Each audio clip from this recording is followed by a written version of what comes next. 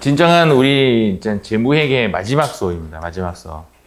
본 수업은 추천은 오늘은 약간 흘려듣고 시험 치기 전날에 꼭 한번 봤으면 하는 그런 수업이에요. 그러니까 얘가 암기 과목입니다. 암기 과목.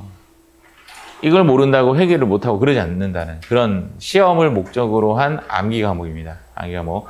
시험에 나오는 빈도수는 보통 한 3개 회차에서 4개 회차 사이에 하나씩 나오는 한 25% 정도의 출제를 보이고 있는 생각외로 가성비가 높은 그런 파트이다라고 보시면 되고, 과거에는 50% 정도 나왔어요. 뽕당뽕당 나왔어요. 하나 나오고 그 다음 쉬었다가 그 다음 나오고 그 다음 쉬었다가 약간 이런 식으로. 그때는 되게 제가 좀 중요하다고 이야기했는데 지금은 좀 나오는 빈도수가 좀 줄어들고 있는 경향이 있습니다. 여기 위에 제목에 여기 안 적었네. 맞죠? 여기 25강입니다. 25강. 우리 25번째 기본 가정과 개념 체계. 제가 아마 거기에 이제 얘 제목을 또 이렇게도 했죠. 목신 예피적 비검 정리. 이렇게. 그 단어를 외우라는 뜻이었어요. 목신 목신 아까 들었던 이야기 같은데. 신, 아시겠죠? 목신, 예피적, 비검, 정리. 무슨 무협소설에 나오는 그런 단어 같지 않습니까? 목신, 예피적, 비검, 정리. 예. 무협소설에 나오는 기본 가정과 개념 체계. 객관식으로 요 세 개가 이제 소개가 됩니다. 객관식에 뭐 1번, 2번, 3번, 4번 이런 식으로 소개가 되는데, 재무제표에는 일정한 가정하에 재무제표를 만들 때 그냥 무작정 만드는 것이 아니라 이런 전제를 하고 만든다, 그런 뜻입니다. 이렇게 전제를 하는 첫 번째가 뭐냐면 기업이 존재한다, 유령회사가 아니다, 이런 이야기 있고, 그러다 보니까 기업 실체의 가정, 얘가 존재한다라는 가정을 하고 만든다, 당연한 거잖아요. 그러니까 얘는 답이 될 수가 없어요. 답이 될 수가 없고, 답이 되는 경우는 두 번째랑 세 번째 중에 답이 하나가 나와요. 근데 두 번째 거는 뭐냐면 계속 기업의 가정. 내년에 우리 회사는 문을 닫을 것이다 라고 하고 만드는 것이 아니라 내년에도 이 회사는 존재한다라는 가정하에 만든다, 이 말입니다. 계속 기업의 가정. 그러나 이 문제가 답이 되는 경우에, 는 문제의 계속이라는 말을 꺼내줘요. 문제를 풀다가 답이 뭔지 애매해. 그러면 계속이라는 말이 나오면 얘가 답이 될 가능성이 없다. 그렇게 보시면 됩니다. 계속 기업의 가정. 이 회사는 내년에도 존재할 것이다. 옆에 혹시 뭐 써져 있나, 여기? 뒤에 나올 건데요. 계속 기업의 가정 때문에 행하는 우리 행동 중에 하나가 뭐냐면 감가상각입니다. 감가상각 자체가 5년 동안 사용할 것이라 가정한 거죠.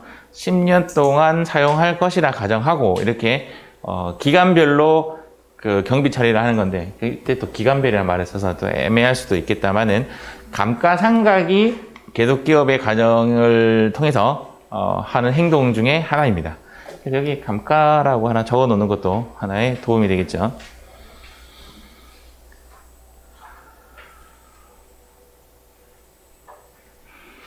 기간별 보고의 가정.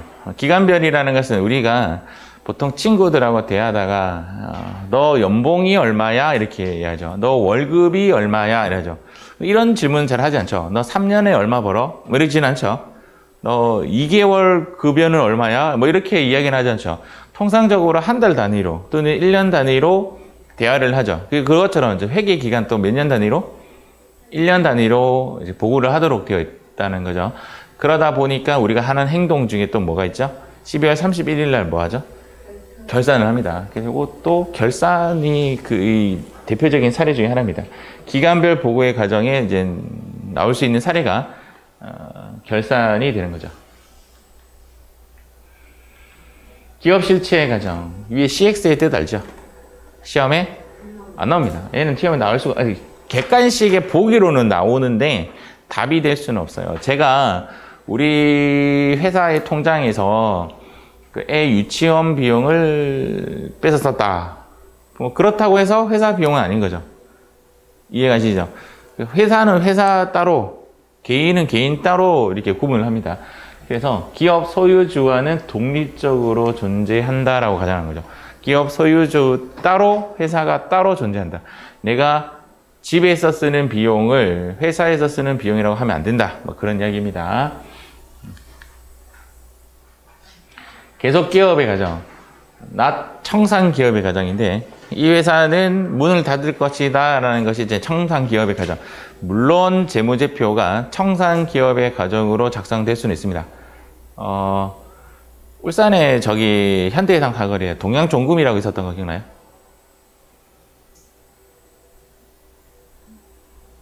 되게 컸잖아요. 그것이 이제 청산을 했죠. 이제 이름도 기억이 안 나네. 주리온 백화점 또 있었고 청산을 했죠. 그 앞에 왜 아닌 척하고 있지? 그래요. 예. 울산에는 좀 유명한 건물들이 좀 있었죠. 호텔도 있었죠. 호텔도 되게 유명한 호텔 이름이 또 기억이 안 나네. 그러니까 말 그대로 이제 연예인들이나 오면 이렇게 유명 인사들이 오면 꼭 묵는 호텔이 하나 있었는데 그것도 청산을 했어요. 청산을 한다는 것은 문 닫는다는 거죠. 그런 거 보면 이제 우리가 이제 주식 평가 뭐 이런 거 할 때 우리가 보면 오랫동안 유지한 회사가 그리 많지 않습니다. 생각외로. 우리나라가 이제 독립하고 나서부터 회사가 시작되는 거잖아요. 그러니까 우리가 보통 칼국수집 맛있는 곳 하면 3대가 이은 이래잖아요. 3대가 다 한 거지. 10대가 이은 이런 거 못 보잖아요. 그만큼 우리가 역사가 좀 짧은 거죠. 지금 이제 태평시대가 들어간 게. 그래서 기업이 그 짧은 기간에, 그러니까, 독립을 하고 나서부터 6.25 전쟁이 끝나고 나서 이제 우리나라가 다 황폐화가 되고 나서 갑자기 내가 역사학자가 된 거죠. 역사 잘 모르네. 그 이후로부터 이제 회사가 존재하기 시작했는데 그렇게 이제 긴 연맥을 이어왔던 그 대표적인 이제 회사가 뭐 현대, 뭐 삼성 이런 거잖아요. 지금 현재. 저희 아버지께서 말씀하시기를 옛날에 현대는 구멍가게였대요. 자기가 회사 다닐 때 현대가 그래 안 컸대요. 지금 우리 입장에서는 현대가 큰 대기업이지만 그 당시에 아버지의 인식 속에는 그냥 일반 회사 정도 뭐 이런 정도였는데 이게 급성장을 한 겁니다. 오래된 회사 우리 뭐 오뚜기 이런 회사 되게 오래됐죠. 근데 이제 하여튼 회사가 계속 기업의 가정으로 만들어지는데 청산하는 회사도 많아요. 어쨌든 내용은 청산 기업의 가정이 아니라 계속 기업의 가정이다. 조금만 이야기 잘못했으면 지금 산으로 갈 뻔했습니다. 다시 돌아왔어. 계속 기업의 가정이란 그 목적과 의무를 이행하기 위해서 충분한 정도로 장기간 존속한다고 가정하는 겁니다. 밑에 제가 감가상각비 빨간색 보이시죠? 그래서 감가상각비가 계속기업의 가정의 가장 대표적인 사례다라고 보시면 됩니다. 다음 볼게요. 기간별 보고의 가정. 여기 사례가 결산이죠. 이미 한번 설명해 드렸고요. 기간별로 재무제표를 작성하는 것이다. 이런 거고. 일정한 기간 단위로 분할하여 보고를 한다. 얘가 기간별 보고의 과정. 일단 지금 현재 시험 목적상으로 답이 될 수 있는 것이 계속기업의 과정이랑 기간별 보고의 과정인데 계속기업의 과정이 답이 되는 그 문제 문항에 계속이라는 말이 좀 나오는 편이고 그 다음 여기서도 마찬가지로 기간별 보고의 과정의 답은 문제에 기간이라는 말을 좀 해줘요. 그래서 문제를 읽어보면 대충 얘가 답이 될 것이라는 추측이 되기 때문에 그리 어렵지 않습니다. 단 단어가 두 가지가 섞여서 나오는 경우도 있더라고요. 계속이라는 글자랑 기간이라는 글자가 섞여서 나오는 경우도 있어요. 그때는 이제 의미 파악을 조금 하시고 문제에 접근을 하셔야 될 것 같습니다. 우리는 발생주의로 배우셨어요? 현금주의로 배우셨어요? 오늘 물건이 팔렸다. 그러나 아직 현금이 들어오지 않았다. 수익의 인식은 오늘 인식해야 돼? 현금 들어올 때 인식해야 돼? 오늘 인식해야지. 맞아. 발생하면 인식해야죠. 그래서 상품 매출, 외상 매출금하고 인식하는 거죠. 외상 매출금 차변에 현금하고 나서 인식하는 것이 아니라 발생할 때 인식합니다. 근데 우리 회계는 발생주의를 따릅니다. 발생주의를 따르나 현금주의도 있습니다. 예를 들어서 스님에게 내가 어음이 뭐죠? 어음은 돈이 아니에요. 어음을 이제 표현하면 이렇게 해요. 약속이라는 뜻이에요. 내가 네에게 돈 주겠다라는 약속 증서일 뿐이다. 이 말이죠. 내가 서현 씨한테 1억의 어음을 준다고 해서 서현 씨는 지금 1억을 거머쥔 게 아니에요. 그것을 은행에 가져가서 현금화가 되어야 내 거죠. 내가 그 절에 가서 예를 들어서 절에 가서 어음을 100억 썩어도 줬다 이 말이에요. 그리고 지급 기일은 언제냐면 내년 5월 1일 뭐 이런 식이야. 그러면 내가 오늘 내년이니까 오늘 기부를 했죠. 기부는 세법상 보시면 대충 아시겠지만 12% 정도 또는 15% 정도의 세금을 돌려받습니다. 낸 돈의 15%. 물론 무한정으로 돌려받는 건 아니지만 뭐 땡땡 소득금액이라는 게 존재해요. 소득세는 소득금액의 한도 내로 하지만 어쨌든 간에 내가 만약에 뭐 그냥 세금 돌려받는 정산을 봤을 때 예를 들어서 100억을 기부를 하면 10억을 돌려받는단 말이에요.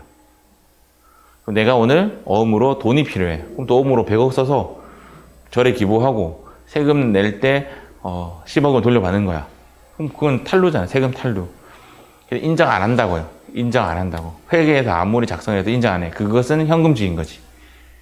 현금주의의 의미는 현금이 실제 오가야만이 인정되는 거. 그런 것이 현금주의인데 일단 세법에서는 현금주의도 있고 하지만 우리는 어떤 주의를 따른다? 발생주의를 따른다. 그래서 우리는 자산의 증가, 부채의 증가, 자본의 증가, 수익의 자산 증가, 부채 증가, 자본 증가, 수익 발생이라지. 증가라는 표현 잘 안 쓰고. 수익은 왜 발생이냐? 발생주의니까. 비용의 발생이라고 하죠. 왜 증가란 말 안 쓰고 발생이라는 용어를 쓰냐? 그런 것이다 이렇게 보시면 됩니다. 그런데 이제 발생주의에 따르다 보면 이제 어떤 문제점이 생기냐면 내가 오늘 전부 다 매출을 했는데 그 고객한테 돈을 못 받으면 그를 흑자부도라고 하죠. 흑자부도. 그래서 현금 흐름도 되게 중요하다는 거죠. 그래서 생긴 게 뭐냐면 현금 흐름표. 우리 재무제표 종류 5가지 중에서 재무상태표, 손익계산에서 현금 흐름표, 자본변동표, 주석. 이 현금 흐름표가 중요하기 때문에 현금주의인 현금 흐름표가 존재를 한다라고 보시면 됩니다. 재무회계 개념체계. 시험이 일단 나옵니다. 재무회계 개념체계라는 말은 이제 회계 기준이라는 단어와 개념체계라는 단어가 있어요. 개념체계는 약간 느낌이 어떤 거냐면 관습적인 거고 회계 기준이라는 것은 법이라는 겁니다. 법. 우리나라에 옛날에는 법이 없었는데 이제 법으로 만들어진 것들이 되게 많아요. 그러니까 뭐 모든 것을 법화시킬 수는 없는 거죠. 버스에 탔어. 그러면 뭐 옛날에는 없었죠. 임산부 자리 이런 거 없었습니다. 노인석 이런 거 없었어요. 그냥 먼저 앉는 사람이 임자였고 우리나라의 뭐 6.25 윤리사상 어른이 오시면 자리를 양보해 주는 게 미덕이다. 그래놓고 노인이 왔는데 자리를 양보 안 하는 그런 사람이 별로 없었겠죠. 옛날에는. 그런데 이제 최근에 들어서 개인주의가 늘어나다 보니까 그게 이제 붙기 시작한 거야. 노인 자리 이렇게. 임산부 자리 이렇게. 지하철 타면 여기는 노인만 앉는 곳 이런 식으로 지금 바뀌고 있는 거죠. 옛날에 담배 되게 관대했어요.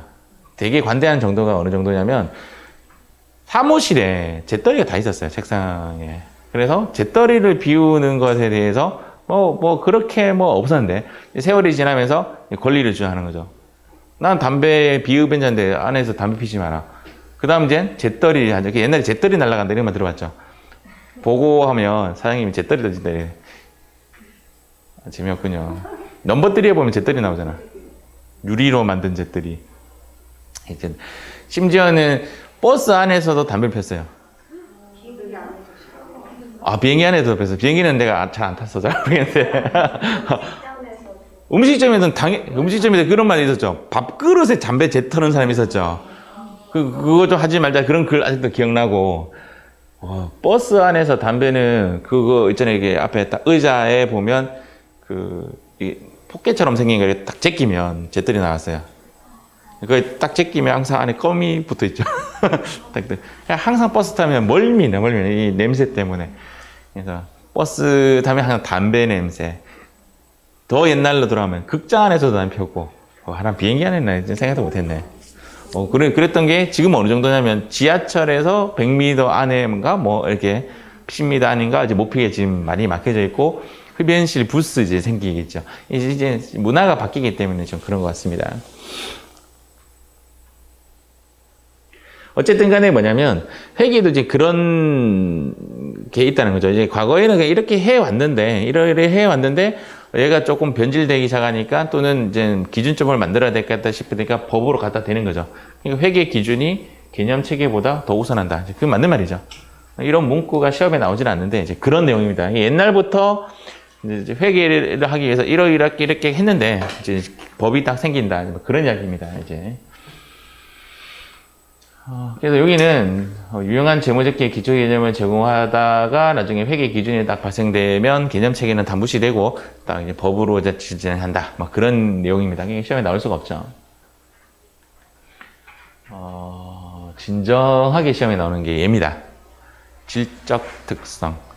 물론 시험에는 양적 특성이라는 단어는 안 나와요. 단어는 안 나오는데 이제 질적 특성이라는 단어를 알게 하기 위해서 그냥 끄집어낸 단어일 뿐이에요. 얘를 알아야 돼요.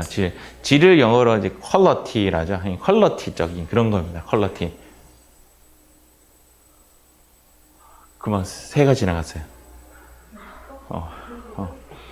내가 깜짝 놀랐어요. 가끔씩 그런 그 무서운 그 이야기 들으면 저 창문에서 누가 이렇게 할머니가 말을 해서 보니까 창문이 뭐 3층이더라 뭐 그런 거 있죠. 재미없군요. 그만 섬뜩했어요. 뭐 지나가길래.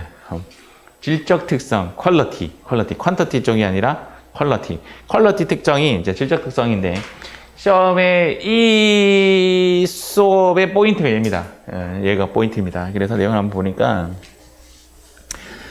우리가 첫 시간에 배웠던 회계란 채권자와 주주에게 유용한 정보를 무엇을 통해서 재무제표를 통해서 전달하는 과정이다. 이렇게 첫 시간에 배웁니다. 우리가 회계란 채권자하고 채무자에게, 채권자하고 주주에게, 채무자가 아니고 채권자 주주에게 유용한 정보를 재무제표를 통해서 전달하는 과정인데 유용한 정보란 하면서 제가 목하고 신이라고 소개를 합니다. 그리고 나서 나중에 가르쳐 드릴게요. 이렇게 소개한 게 얘입니다.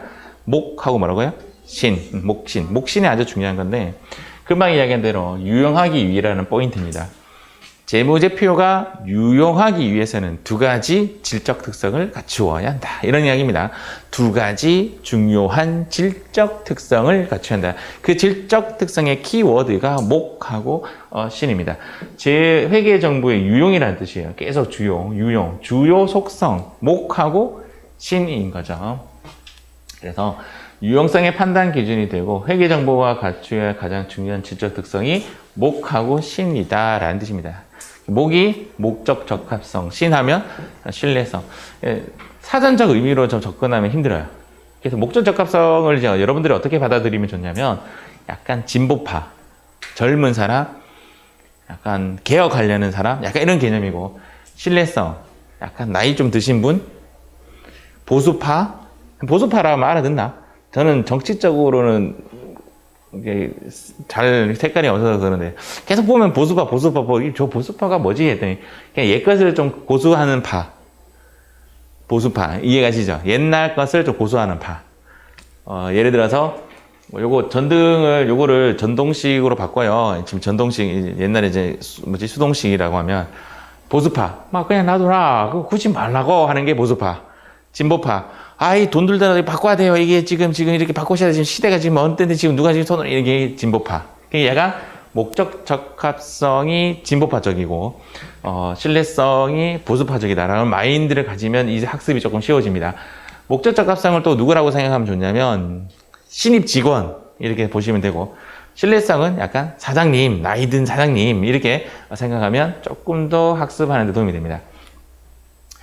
두 명 이제 신뢰성, 이제 신입 직원하고 나이든 CEO 회장하고의 그것은 두 개 가지가 상충이 될 가능성이 높죠.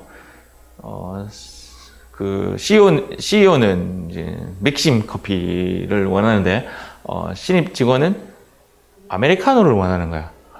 CEO가 반응 먹으니까 이게 무슨 커피야? 이게 무슨 커피야? 이러는데. 신입 직원들은 이게 서로 이제 복지에 대한 의견이 다른 거죠. 야, 맥심 다 무료로 제공해야 하니까 우리 아이스 아메리카노 주세요. 이거 서로 이제 의견이 상충이 될 수가 있다 이거죠. 신입 CEO는 예를 들어서 9시 출근해서 6시 퇴근해. 아, 그러지 말고요. 우리 8시 출근해서 5시 퇴근하게 해주세요. 뭐 서로 의견이 다를 수가 있습니다. 워라밸 요즘 많이 따지죠. 돈 많이 버는 것이 목적이 아니라 내 삶도, 내, 뭐지? 라이프도 중요하다라는 게 워라밸이잖아요. 맞죠? 그쪽으로 유도를 옛날에 우리들은 워라밸이 무슨 워라밸이에요? 토요일 근무 당연시 했어요. 생각도 못 했어요. 토요일이 사라진다고? 토요일 근무가 사라진다는 거 발표났을 때 난리 났어요. 뭐 회의도 하고 뭐 기업이 망한다니 뭐 난리 났어요. 그런데 실제적으로 지금 정착됐죠. 어느 정도예요? 토요일 근무하는 곳 안 가. 지금 이래 됐죠. 나중에 보니까 뉴스 보니까 우리나라 아니고 전국적으로 3일만 근무를 한대요. 왜 3일만 근무하죠? AI가 다 한다 이 말이야. 뭐만 할 줄 알면 되는 거죠? 관리만 할 줄 알면 되는 거라. AI가 다 해주니까 제대로 흘러갔는지 이렇게 그 관리 그러니까 근무 시간이 줄어든 지금 근무일이 5일이 됐다고 잘리진 않았잖아. 그러니까 모두 다 일이 공평하게 가기 위해서는 근무 시간이 줄어드는 거죠. 워라밸이 더 강조가 되는 거죠. 사실은 근무 시간이 줄어들면 줄어들수록 고용 지수는 올라갈걸요.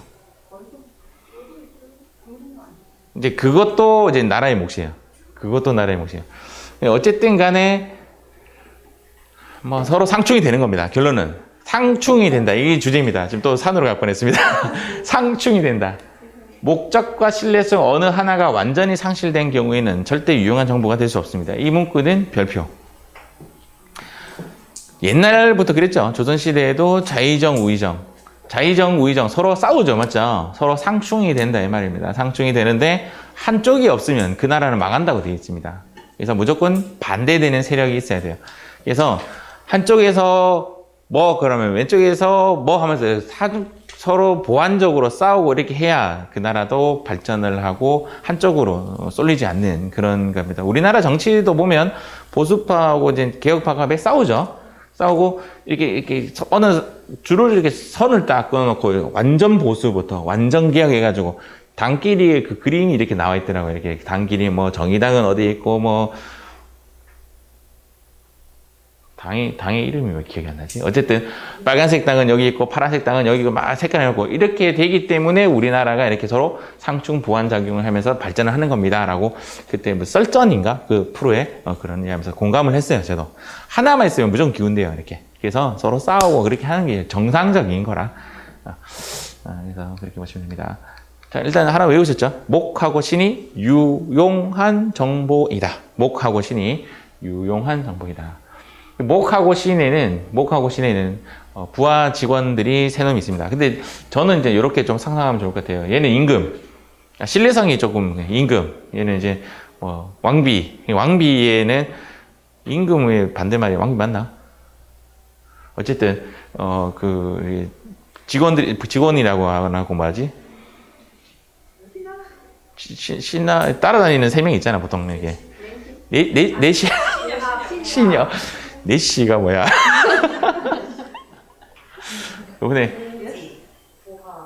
요번에 그 인기 많았잖아 그 여자.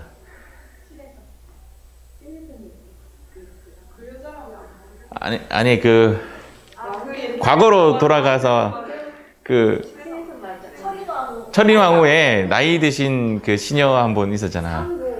최상궁. 연기 정말 쩔었어. 최고였어. 그런 거라 생각하면 돼. 그런 거. 그래서 목적적 합성에는 이제 시녀 세 명이 있는 거예요. 걔 이름이 예피적이에요. 알겠죠? 걔 이름이 예피적이에요. 그래서 신 밑에도 부하 그 시녀 남자 임금 밑에도 시녀라나? 내시라고 해요? 시녀 내시 이렇게 부른다고? 김내시라나? 모르겠다. 어쨌든 구름의 달인가? 구름을 걷는 그거 할 때는 또 4시가 약간 주제죠. 맞죠? 4시가 주제예요. 요거 외워야 됩니다. 자, 피는 빨개요. 피는 빨개요. 예라고 해주세요. 예. 자, 피는 빨개요. 피는 빨개요. 네 하면 안 돼. 예 해야 돼. 피는 빨개요. 예. 피적. 외우셨어요? 목신 예. 피적.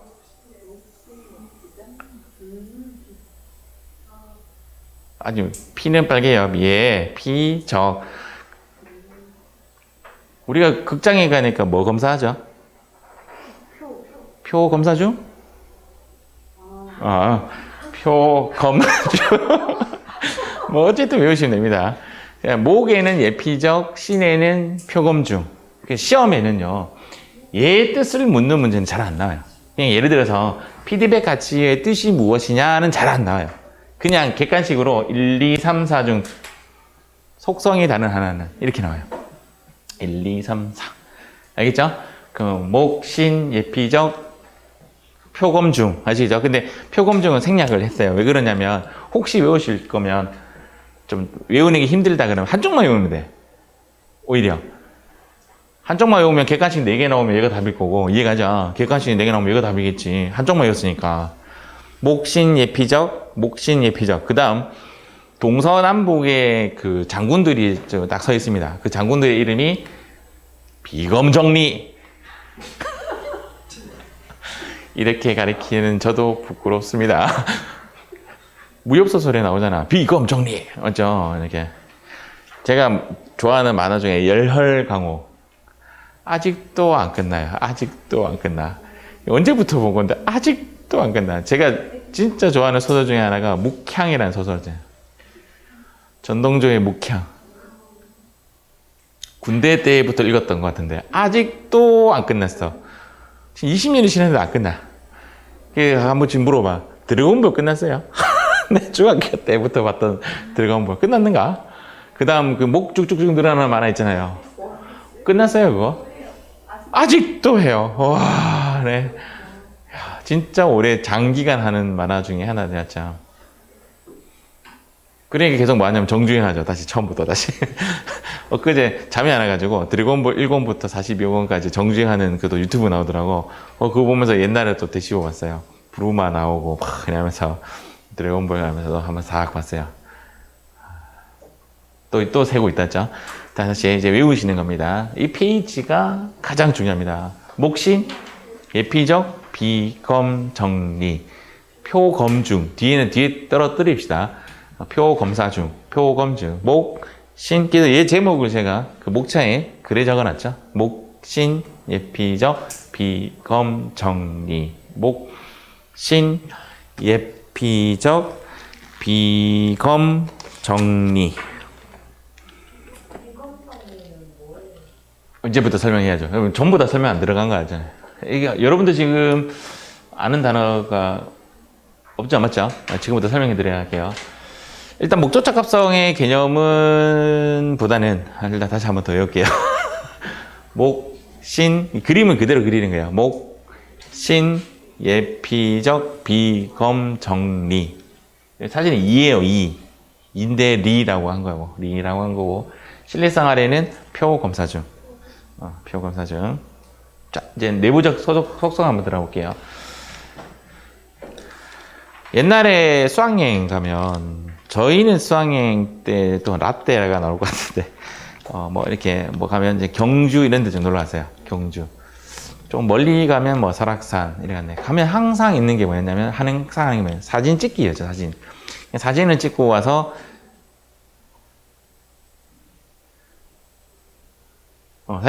사진 세대예요. 사진 찍고 나서 이제 출력을 하죠. 하면 뒷장에 출력하고 싶은 사람 번호 써 이렇게 돌려요. 그러면 그 번호를 막 적으면 7개 하면 7장 뽑아서 뭐 장당 뭐 100원을 받든지 뭐 이렇게 해서 했던 기억이 있습니다. 요즘은 안 그러죠. 파일로 그냥 바로 날려버리죠. 맞죠? 사진 찍고 뭐 그러는데 그때는 이제 그런 추억이 있었어요. 그 필름의 이름이 코닥이었죠. 코닥이 그 경제책에, 경영책에 되게 많이 나와요. 망한 회사로. 물론 지금 코닥은 하고 있습니다. 연명하고 있는데, 코닥이 왜 망했죠? 왜 필름 카메라가 망했을까? 디카가 나왔으니까. 그럼 디카는 누가 만들었죠? 코닥이 만들었습니다. 웃기죠? 코닥이 그 디카를 만들었는데, 딱 보니까, 이거 만들면 자기 회사의 90% 매출이 망할 것 같아. 그래서 그 디카를 버립니다. 그래서 다른 회사가 디카를 잡아서 디카가 나오면서 필카가 망해지는 그런 역사를 겪게 되죠. 그 책에 되게 많이 나와요. 그런 거. 그렇죠. 빨리 바꿔서 디카로 가서 써야 되는데, 필카의 매출이 90% 이상을 차지하기 때문에 필름이 버릴 수가 없었던 거죠. 그것을 뭐라고 하냐면, 내가 이렇게 달려가고 있는데 정보가 탁 떨어지는 걸 뭐라고 하냐면 적시성이랍니다. 적시성. 정보가 탁 떨어진 거죠. 정보가 너무 늦게 떨어져도 안 돼요. 빨리 떨어져야 돼요. 적시성의 개념은 여러 가지의 내용도 나와요. 지금 현재 우리 회계책이, 현재 여러분들이 보고 있는 회계책이 2020년도 책을 보고 있습니다. 근데 아직 불만 별로 없죠? 이제 나왔어요. 2021년도 책. 근데 2021년도 책이 1월 1일 날 떨어지면 좀 의심합니다. 대부분 신간책은 3월이나 4월쯤 되면 떨어져요. 그런데 2021년 책이 10월 달에 떨어져. 적시성이 떨어진다는 거죠. 적시성의 말 아시겠죠? 적시적절한 시점이라고 보시면 됩니다. 그때 떨어지는 자료를 가지고 이제 내가 정보를 획득을 하게 되면 그 정보를 가지고 미래를 예측을 해야 돼요. 미래를 스캔을 해서 예측 가치를, 미래를 다시 그 정보를 가지고 과거를 다시 돌아봐야 돼요. 과거를 다시 확인한다고 해서 그 확인을 피드백 가치라고 합니다. 피드백이 거꾸로 가는 거예요. 확인 가치라고, 어느 책에는 확인 가치라고 나와요. 피드백 가치를 통해서 미래를 다시 예측을 하는 거죠. 그것을 예측 가치라고 합니다. 그래서 목적 적합성에는 약간 진보파적인 개념이기 때문에 정보가 떨어지면 빨리 과거를 검토를 하고 나서 미래를 어떻게 할 것인가를 다시 스캔하는 거죠. 이런 게 약한 게 저예요. 저도 약간 이쪽이에요. 그러니까 약간 이제 나이가 드는 거지, 내가 봐도. 무엇이, 예를 들어, 지금 나이가 들었다는 개념이 이런 겁니다. 신곡 모르시는 분들 지금 이런 거예요. 신곡. 아직도 나는 옛날 015비 그런 노래 되게 좋아해요. 아직도 내 차를 타면 신해철 노래 이런 거 나와요. 015비, 이소라 이런 신곡 하나도 몰라요. 뭐 무슨 레드벨벳 뭐 모릅니다. 뭐 BTS 전혀 모릅니다. 몇 명인지도 모르고 TV에 보면 뭐 이렇게 막 나오면 막 뒤집어지는데 저는 잘 몰라요.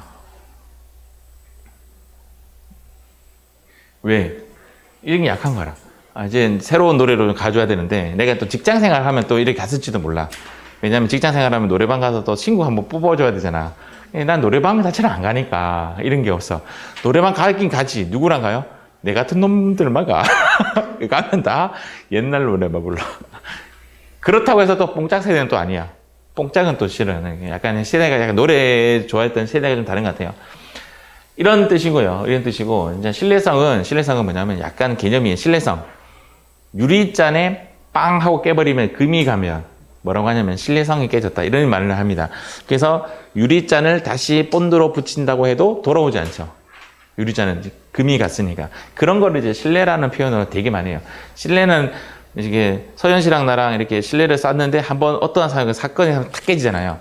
깨지면 다시 붙이기가 어렵다. 처음부터 잘 해라. 뭐 그런 말 많이 들었죠? 신뢰성. 그런 쪽입니다. 약간 이게 표현이 충실해야 된다. 이런 거. 그리고 검증 가능해야 된다. 여러분들께 내가 회계 2급을 가르치는데 내가 회계 2급 자격증이 없어. 신뢰성이 좀 떨어지네. 왜? 검증이 안 되잖아. 그리고 봤더니 구대성이가 보니까 시험을 이번에 쳤는데 계속 떨어진 그런 이력이 좀 있고 뭐 그런 거지. 이해가시죠? 운전면허를 가르치시는 분이 운전면허증이 없어. 검증이 안 되잖아. 맞죠? 그래서 제가 지금 세무 1급 가르치는데도 강사들 보고 다 따라오고 그래요. 회계 2급을 따봐야 회계 2급을 가르치고 회계 2급을 세무사라고 하면 다 따야지 강의를 하지. 세무사 교수라고 해서 무조건 다 신이 아니라는 거야. 자기가 그 자격증을 따봐야 그 자격증을 가르칠 수 있는 능력이 있다라는 저는 그렇게 봐요. 그래서 다 따라고요. 강사들 보고. 쓸데 있든 없든 만에 다 따라고요. 그래서 그렇게 검증 가능해야 되고, 그리고 표현의 충실성이라는 것은 장부의 표현을 충실하게 해야 된다. 이제 그런 뜻입니다. 이 내용은. 그 다음 중립성은 이쪽에도 치우치지 말고 이쪽에도 치우치지 말고 중립을 지켜야 한다. 약간 개념이 신뢰성적인 개념이 들어가는 거죠. 이렇게 뜻을 이야기했는데 일단 이 뜻을 묻는 문제는 거의 안 나옵니다. 이 뜻을 묻는 문제는 잘 안 나오는데 얘는 나와요. 얘가 뭐냐면 비교 가능성. 비교라는 말이 이제 기간별 비교가 있고 기업 간 비교라고 비교가 있는데, 기간별 비교는 이런 거예요. 기간별 비교는 일단은 얘가 답이 되기 위해서는 비교라는 말을 또 해줘요. 문제에서 비교 어쩌저쩌저 이렇게 하면 답이 비교가 답이 되는 거죠. 그러니까 비교 가능성에 관련된 거는 이런 거죠. 내가 오늘 버스를 탔어. 그러면 뭐라고 입력할까요? 가계부에 교통비. 내일 버스를 탔어. 용돈. 그 다음날 버스를 탔어. 그 다음 뭐 잡비. 이렇게 바뀌면 돼요, 안 돼요? 안 돼요. 하나 쓴 거는 계속 똑같은 개념 과목을 써야 돼요. 회사 갔어요. 볼펜을 샀어요. 소모품비 쓸까요? 사무용품비 쓸까요? 정답입니다. 그 전에 뭐 썼는지 확인해야 돼요. 그 회계의 인수인계는 그 전에 무엇을 썼는지가 인수인계가 돼야 돼요. 그러지 못하면 장부는 틀어집니다. 이렇게 장부가 일관성 있어야 된다는 게 기간별 비교입니다. 그리고 이 회사와 이 회사가 계정 과목이 좀 비슷해야 되겠죠. 그런 걸 기업 간 비교. 이 정비회사와 이 정비회사의 장부를 봤을 때 서로 비교가 가능해야 된대요. 완전 서로 이질적인 거야. 그러면 안 된다. 뭐 그런 내용입니다. 비교 가능성. 검증 가능성은 여기서 얘가 출장 갔다라고 생각하세요. 얘가 얘입니다. 출장 갔다라고 생각하세요. 이해가시죠? 그 다음 적은 얘가 일로 출장 갔다고 생각하시면 돼요. 얘는 뭐냐면 이해 가능성이라는 뜻이에요. 이해 가능성. 이해 가능성은 내가 이해할 수 있게 누구가 봐도 재무제표는 이해할 수 있게 작성되어야 한다. 뭐 그런 뜻입니다. 뒤에 설명되어 있어요. 뒤에 설명되어 있는데 제가 이렇게 대략적으로 설명을 미리 쫙 다 했습니다. 지금부터 제가 설명한 것을 훑어보도록 하겠습니다. 일단은 여러분들이 중요한 게 뭐냐면 얘를 가득 내 머릿속에 넣는 겁니다. 그림 그대로 목신 예피적 비검정이 표검중 아시겠죠? 이렇게 꼭 기억하시기 바랍니다. 뭐 내용은 수업 내용은 거의 다 했어요. 목적 적합성. 얘가 뭐냐면 이제 적시적절하게 떨어지는 정보. 과거로 돌아가서 확인하는 것을 피드백 가치. 그래서 미래를 다시 예측하는 것을 예측 가치. 이렇게 설명을 합니다. 그 다음 신뢰성, 표현의 충실성. 어쨌든 그 거래나 사건을 충실하게 표현해야 한다. 뭐 이런 뜻입니다. 검증 가능성. 객관적으로 이 내용이 이번에 지금 이슈가 됐던 게 또 뭐예요? 그 하버드대의 그 교수 이름 또 뭐 생각도 안 난다마는 그 위안부에 대한 발언을 했는데 그것이 지금 질타를 받는 것 중에 하나가 요것 때문이에요. 검증이 안 돼요. 그 사람의 논문 자체가 논문 자체는 전부 다 검증을 거쳐야 돼요. 무조건 검증을 거쳐야 되는데 검증도 거치지 않는 논문이기 때문에 논문조차 아니다 이런 뜻이죠. 그렇게 질타를 1차적으로 때립니다. 무조건 네가 역사를 왜곡했다 그런 게 아니라 검증해봐라 라고 합니다. 모든 논문에는 검증이 들어가요. 그래서 검증 중에 하나가 설문이죠. 설문. 여러 명의 설문 이런 것들. 그런 것으로 이제 논문을 쓰기 힘든 이유가 검증하기가 어려워서 그래요. 검증 저 책에 그렇게 적혀 있던데요. 그럼 그 책을 어디서 검증했냐 이거 찾아가야 돼요. 검증이 돼야 된다. 그겁니다. 검증 가능성. 중립성. 편의 없이 중립적으로 뭐 이런 뜻이겠죠. 그래서 이제 표현의 충실성, 검증 가능성, 중립성의 성격을 갖고 있는 것은 신뢰성 쪽이다. 이렇게 보시면 됩니다. 비교 가능성입니다. 비교 가능성. 기간별 비교. 아까 말씀드린 것처럼 이제 똑같은 개정 과목 써야 된다. 뭐 그런 내용이고 기업 실체 간 비교. 아까 전에 설명한 것처럼 정비, 회사 간 비교를 기업 간 비교다. 이렇게 표현합니다. 비교 가능성이 답이 되는 문제는 통상적으로 문제에서도 비교라는 말을 해주기 때문에 찾기 쉬울 것 같아요. 요거 별표. 얘는 이제 암기로 접근하지 마시고 느낌으로 좀 접근했으면 좋겠습니다.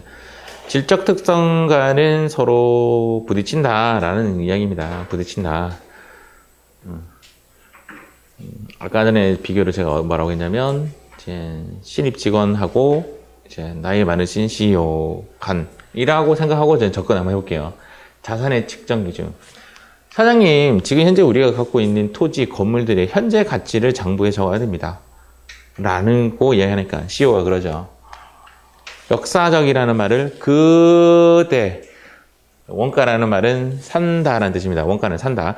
그래서 야, 그러지 마라. 그냥 그때 샀던 가격고 그대로 놔둬라. 이것이 역사적 원가입니다. 이제 특징을 이해하셨죠? 목적적 값상은 현행 가치나 공정 가치를 추구한다라고 보시면 신뢰성 쪽에는 역사적 원가를 추구한다. 이제 그런 이야기입니다. 그 다음 인식 기준. 사장님 오늘 물건 팔았으니까 오늘 우리 수익 인식해야 됩니다. 사장님 말도 안 되는 소리 하고 있네. 지금 돈 들어와야 그 수익 인식하지. 사장님 오늘 공사 시작했는데 공사가 10% 진행됐으니까 10%만큼 수익 남기고 20% 진행됐으니까 20%만큼 수익 남기고 이렇게 계속적으로 수익을 인식해야 됩니다. 그러니까 사장님 니 참 귀찮네. 그냥 다 완공되면 그때 수익 남겨라. 이해가시죠? 이런 느낌으로 지금 가는 겁니다. 투자 주식. 사장님 지금 주식이 올랐습니다. 오른 가격으로 표시해야 돼요. 떨어졌습니다. 떨어진 가격으로 표시해야 돼요. 올랐습니다. 오른 가격으로 표시해야 돼요. 지분법. 니 상당히 피곤하네. 그냥 샀던 가격 그대로 놔둬라. 원가법. 원가는 살 때. 아시겠죠? 재무보고. 사장님 이번에 1, 4분기 보고는 이렇고 월 분기는 이렇고 월 보고 이렇고 반년 보고 이렇고 계속 보고 해요. 사장님이. 보고 그만해라. 1년에 한 번만 해라. 아시겠죠? 이렇게 시험이 나옵니다. 근데 이런 느낌을 갖고 가셔야 돼요. 다 외우려고 하지 말고. 이게 목적적 값상은 약간, 금방 입사한 신임 활기가 막 넘치는 그런 직원. 이렇게 보시면 되고. 사장님, 만땅 다 귀찮고, 그냥 나하고 가만히 놔뒀으면 좋겠다라고 생각하는 사장님. 이렇게 인식하면 이제 문제점이 좀 되죠. 근데 빨간색이 뭐냐면, 회계에서 추구하는 방향이에요. 회계는 현행 가치를 추구하는 것이 아니라 역사적 원가를 추구해요. 즉 토지를 사오면 사온 가격 그대로 적어 놓는 걸 추구해요. 현재 가치를 계속 바꿔서 적는 것을 그렇게 원하지 않는다 이 말이죠. 그래서 어제 했던 그 자본에서 토지가 10만 원짜리가 40만 원으로 가치가 변동되었다. 차변에 토지 30만 원, 대변에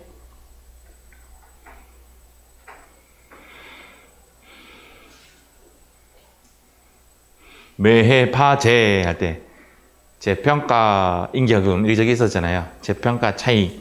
그렇게 해서 재평가를 해서 했었잖아요. 맞죠? 재평가 차이. 그렇게 시험에 안 나온다고. 왜? 우리는 역사적 원가를 추구하거든. 그냥 토지 10만 원 적어 놓는 거를 그냥 놔두는 거지. 그냥 그걸 또 굳이 변동시키지 않는다. 이런 거고. 인식 기준은 현금주의가 아니라 발생주의를 따른다. 공사 수익 인식은 진행하면서 인식하는 걸 추구를 한다. 그러나 중소기업에서는 진행 기준을 측정하기 어려우니까 그냥 완성 기준으로 따른다. 이런 쪽입니다. 이쪽이고 이쪽이다. 이렇게. 그래서 우리는 결산도 1년에 한 번만 계산하죠. 그렇죠? 연차 보고 이런 식으로. 빨간색은 굳이 회계는 얘를 추구한다. 이거는 시험 안 나요. 시험에는 어떤 식으로 나오냐면 다음 중 지적 특성 간의 성격이 다른 하나는 이렇게 나옵니다. 그때 나왔을 때는 금방 제가 생각하듯이 상상을 조금 하셔서 신입 직원인가 오래된 CEO인가 나이 드신 CEO인가 그렇게 생각하면서 문제를 풀면 웬만하면 풀어질 것이다. 아시겠죠?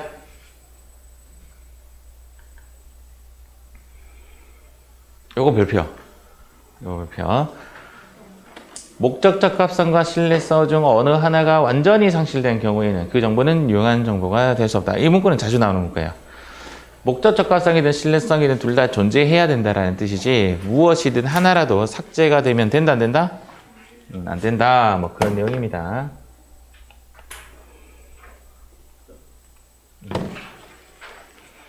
이거는 꼭 기억하시기 바랍니다. 오케이.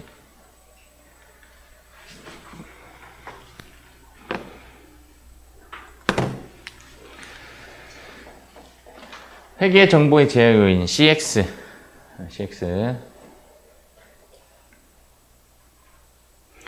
회계 정보는 돈이 많이 들기 때문에 정보를 많이 알기가 어렵다. 예를 들어서 우리 회사 이익은 1억인데 정보 얻는데 1억이 들어. 필요가 없다라는 거죠. 맞죠? 우리 회사 분석하는데 1억이야. 근데 우리 회사 1년에 매출이 3억 3천만 원밖에 안 돼. 그럼 못 쓰는 겁니다. 무엇이 돈이 많이 든다. 이게 제약의 요인이고, 요거는 이어지는 거 아니에요. 따로요, 따로. 보수주의는 이런 거예요. 나는 돈을 많이 벌지 못한다. 라는 것이 보수주의입니다. 나는 돈 많이 못 벌어요. 하는 것이 보수주의예요. 보수주의는 나는 돈을 많이 못 벌어요. 돈 없어요. 많이 못 벌었어요. 비용 많이 썼어요. 그러니까 보수주의 특징이 뭐냐면 수익을 소호시키고 물건을 사면 자산화 시키겠어요? 비용화 시키겠어요? 바로 비용화 시켜버리는 겁니다. 그래서 수익을 낮추는 거죠. 나는 돈을 많이 못 벌어요 라고 하는 것이 보수주의란 뜻이에요. 그냥 보수주의 뜻만 이해하시면 되는데 책에 아마 안 나올 거예요. 보수주의가 책에 안 나오는데 문제는 나와요. 문제에서 나와서 제가 보수주의라는 말만 꺼내놨어요. 나는 돈을 적게 번다라고 하는 것이고 수익의 과소계상, 비용의 과대계상. 되도록이면 자산으로 처리하지 않고 비용으로 등록을 합니다. 그래야 내가 돈을 많이 못 번다는 비용 처리가 되기 때문에 그렇다라고 보시면 됩니다.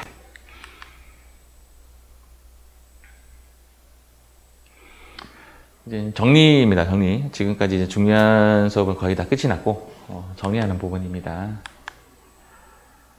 어디서 한번 봤던 거죠?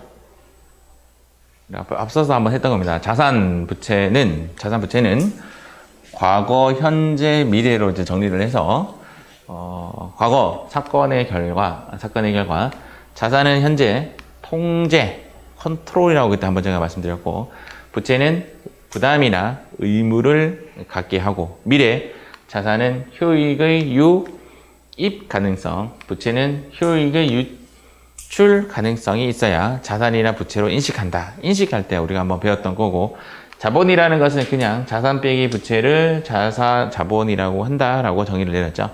했던 이야기가 책에 또 나와요. 그러니까 뒤에도 한번 나오고 앞에도 한번 나와요. 인식입니다. 자산, 과거, 사건의 결과, 현재, 통제, 미래, 효익의 유입, 부채, 과거, 사건의 결과, 현재, 부담이나 의무, 미래, 효익의 유출 가능성. 자본은 자산 빼기 부채를 자본이라고 한다. 이렇게 합니다. 수익은 또 이렇게 했죠. 수익은 자산의 무엇을 초래한다? 증가를 초래하고 부채의 감소를 초래하니까 자본의 증가를 한다. 그러면서 얘는 수익, 출자는 수익이 아니다. 이런 이야기 했었고요. 비용, 자산의 감소를 초래하고 부채의 증가를 초래하면서 자본의 감소를 초래하고 배당은 비용이 아니다. 뭐 이런 이야기 했었습니다. 뭐 그런 이야기를 그때 그림으로 제가 표현되어 있을 겁니다. 그것이 한 페이지로 정리를 해봤어요. 자, 현금 흐름표 CX CX는 뭐 시험에 안 나올 것 같은데 라는 뜻입니다. 아시겠죠? 시험에 안 나올 것 같은데 현금이 들어오는 것은 이제 영업 활동에 의한 현금 흐름, 투자 활동에 의한 현금 흐름, 재무 활동에 의한 현금 흐름이 있다 정도까지만 해도 충분합니다. 우리 시험에는 현금 흐름은 영업 활동에 의한 거, 투자의 활동에 의한 거, 재무 활동에 의한 현금 흐름이다. 이 네마까지는 세무 1급 가면 나와요. 다음 주 영업 활동에 관련된 현금 흐름은 무엇인가 뭐 이런 식으로 시험에 나옵니다. 그래서 보통 이제 여기까지는 우리가 아실 필요는 없을 것 같고 제목 정도만 세 가지 활동에 의해서 현금 흐름표가 작성이 된다 정도까지만 이해를 하시면 되는데 영업 활동은 말 그대로 우리 영업 이익을 나기 위해서 뭐예요? 손익계산서의 판매비와 관리비, 판매비와 관리비, 매출과 매입 및 판매 관리에 관련된 활동을 영업 활동이라고 하는데 시험에 만약에 세무 1급에 나오는 건 뭐냐면 얘네들 계정 과목이 나와요. 다음 주 영업 활동과 관련이 없는 계정 과목은 이런 식으로 시험에 나와요. 그러니까 매출, 자회고자산 매출, 미수금, 선급비용, 내입채무 이런 것들, 이런 것들이 영업 활동이고, 투자 활동은 영업 활동과 관계 있는 자산을 제외한 나머지 자산의 증감이니까 자산에 관련된 거니까 대여, 유가증권, 투자자산, 유형자산, 무형자산에 관련된 것을 투자 활동이라고 하고, 재무 활동은 여기는 자산이고 여기는 부채와 자본에 대한 증감을 나타내는 거. 부채와 자본이니까 현금의 차입, 부채죠. 현금의 대여, 자산이죠. 그 다음 신주 발행, 자본이죠. 배당금 지급, 자본이죠. 맞죠? 그래서 지금 현재 재무 활동은 통상 부채나 자본에 관련된 활동이고 투자 활동은 자산에 관련된 활동이고 영업 활동은 말 그대로 매출, 매입, 그다음 판매 관리 쪽에 있는 것이 영업 활동에 관련된 현금 흐름입니다. 내용은 제가 이렇게 설명을 해드렸는데 내용에는 포인트 갖지 마시고 이쪽에 포인트 가지시고 제가 금방 말씀드렸던 포인트 이 부분은 세무 1급 도전하실 때는 이 부분을 외우셔야 돼요. 이 부분은 어떻게 외운다고요? 판매 관리, 자산, 부채, 자본 이렇게 외우셔야 됩니다. 지금은 안 나올 겁니다.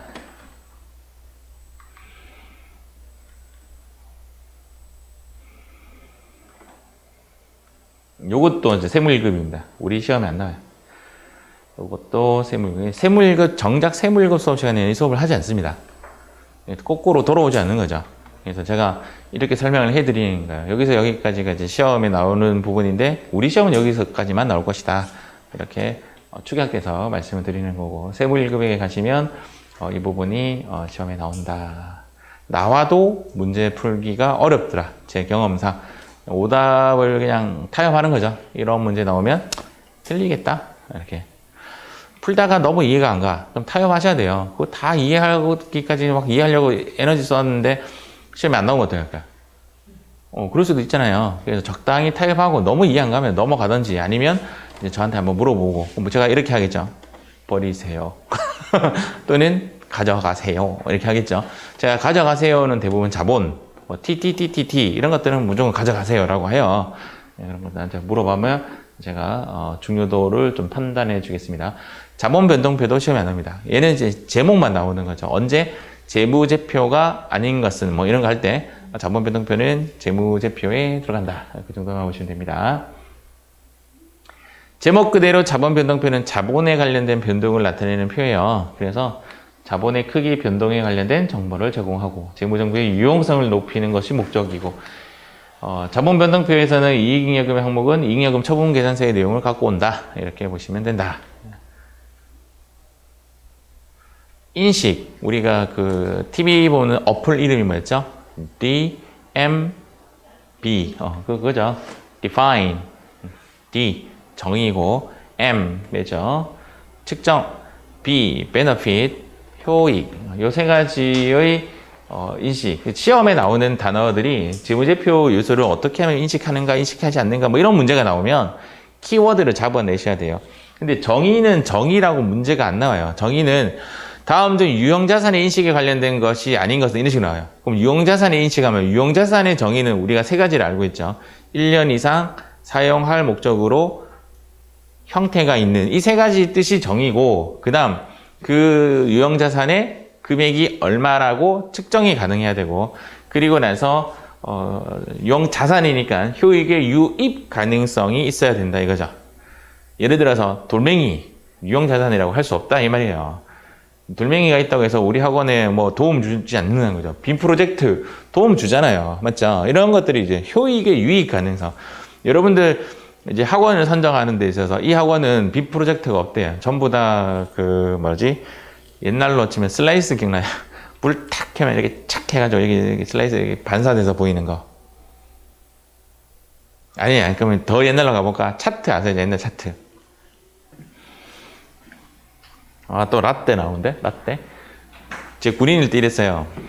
딱 이렇게, 탁 이렇게 하고, 탁탁탁탁탁탁탁, 뭐, 착, 그래서, 슉 넘기고, 착착착착착착착 보여서, 자, 다음 장 보시겠습니다. 쫙 넣고, 슉 넘기고, 그 종이 만든다고 밤새입니다, 밤새. 이만한 큰 종이 있죠, 지금. 그것도 똘똘똘똘 말아가지고, 저기 막 싸놔요. 그럼 이거 다 보고하면 뭐예요? 또 다른 차트 또 다시 겁니다. 그러면 착착착착 와서 위에 딱 걸면 다시 보고 드리겠습니다.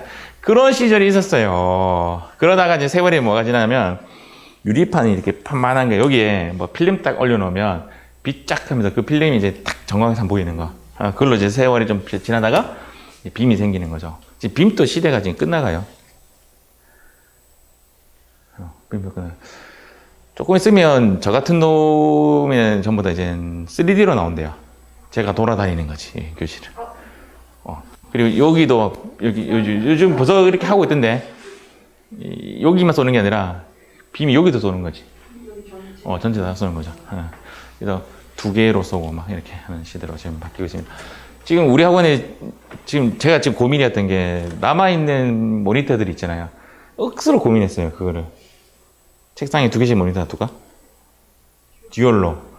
그러면 학습하는 데 좀 도움이 되지 않을까? 라는 고민을 엄청나게 하다가 지금 모니터는 다 쌓여져 있어요. 안 하기로 했어. 네, 안 하기로 했어. 엄청 고민하다가 책상 크기 비교하고 오만 거 다 했는데 전원 꼽을 데가 없어. 가장 적절한 것은. 듀얼로 하면 참 좋을 것 같은데, 어느 학원에는 듀얼 스크린이 있어요. 울산에는 아직 못 봤는데, 수업 자체를 듀얼로 해요. 여기 문제집 꺼내놓고, 여기 프로그램 꺼내놓고, 2개로 쌓아가면서. 그러니까 수강생들이 이렇게 같이 보는 거죠. 이거 하나도 깜짝 놀랐어요. 그 탐방 갔었지. 우리도 그렇게 할까 하니까 가격이 2배로 빔 2개 써야 되니까. 이야, 시대가 달라집니다. 어쨌든, 그러면 이제 학원 다니고 싶죠. 맞죠? 효익의 입 가능성이 있어야 한다. 뭐 이런 겁니다. 이런 것들이 인식의 측정입니다. 요거는 시험을 일단 안 나요. 측정 기준에 관한 수업은 생략하도록 할게요. 근데 생략하게 하는데 혹시 학습하실 목적이 있으신 분들은 역사적 원가의 뜻이 이런 뜻이다 이런 이야기입니다. 현행 원가의 뜻이 뭐 이런 뜻이다 이런 거예요. 우리나라 말로 번역해서 제가 실현 가능 가치라는 것이 가로의 뜻이에요. 그렇다라는 정도만 보시면 됩니다.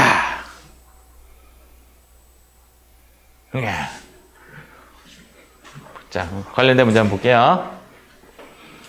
이렇게 시험에 나와요. 시험에는 대빵 간단하죠.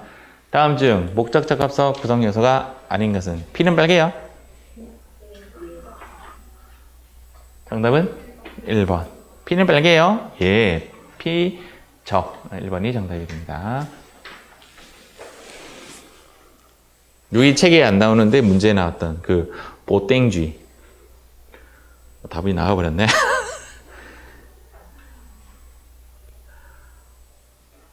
회사가 소모품을 구입하면서 모두 다 비용으로 그냥 회계 처리하는 거죠. 정답은 1번입니다. 보수주의를 말을 하는 것이다. 이렇게 보시면 됩니다.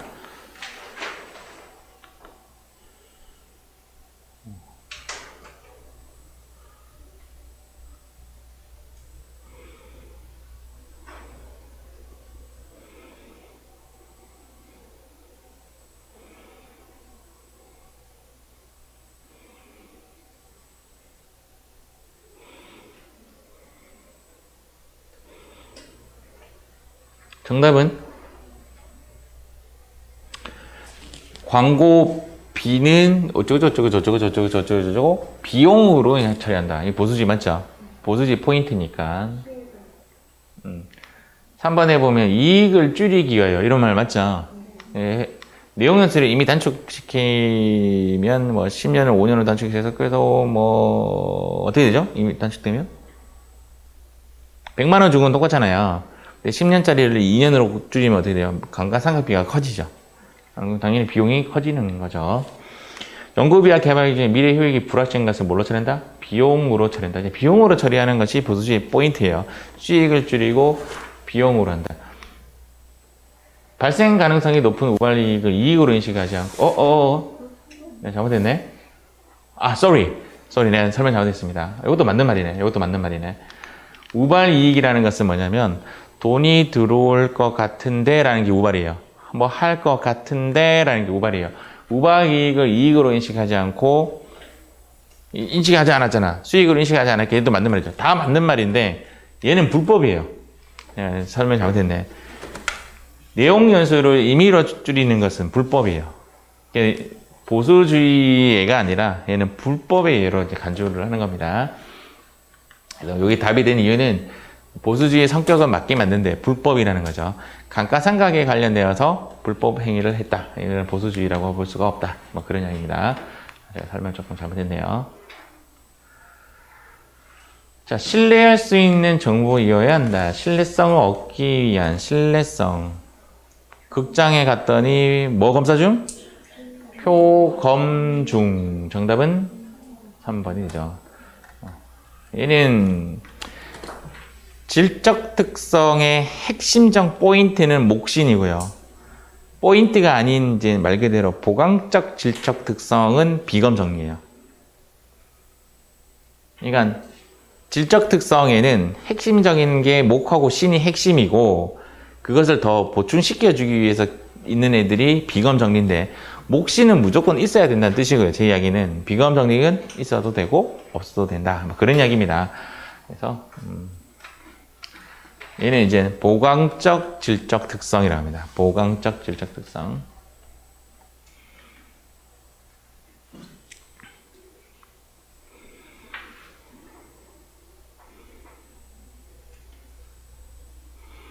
P는 빨개요. 정답은 2번.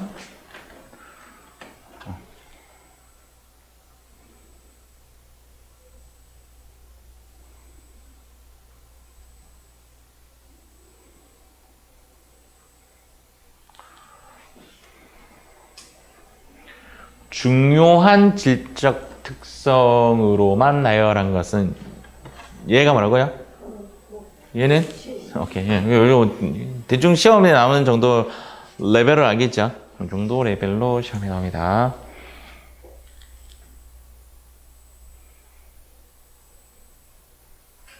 청산이라는 단어가 나오죠, 맞죠?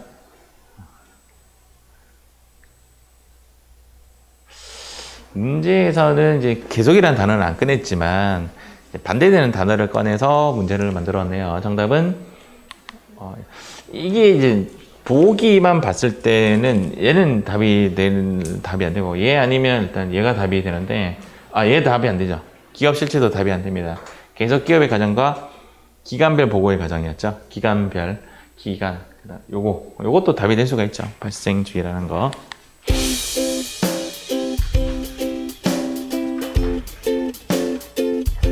수고 많으셨습니다. 뿅.